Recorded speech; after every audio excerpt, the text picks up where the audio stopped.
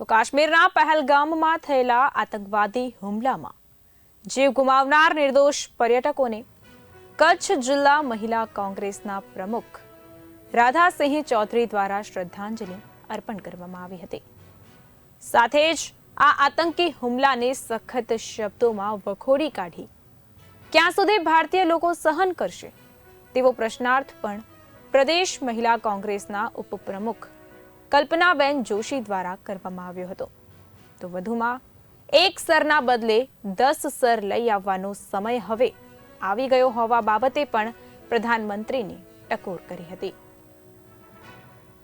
22 એપ્રિલે કાશ્મીરના પહેલગામ ગામમાં જે આતંકી હુમલો થયેલ હતો અને તે મુદ્દે આજરોજ કચ્છ જિલ્લા મહિલા કોંગ્રેસ દ્વારા બેનશ્રી કચ્છ જિલ્લાના પ્રમુખ રાધાસિંહ ચૌધરીની આગેવાની હેઠળ આજરોજ ગાંધીજીના પુતળા પાસે એક શ્રદ્ધાંજલિ કાર્યક્રમ રાખવામાં આવેલ હતો।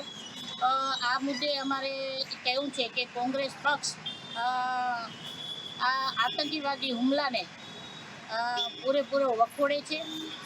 આ મુદ્દે અમને રાજકારણ નથી કરવું, છતાં પણ એટલું જરૂર કહી શકાય કે આ દેશમાં આ સુરક્ષા એ મુદ્દે એકદમ ભારતીય જનતા પાર્ટી નિષ્ફળ રહી છે।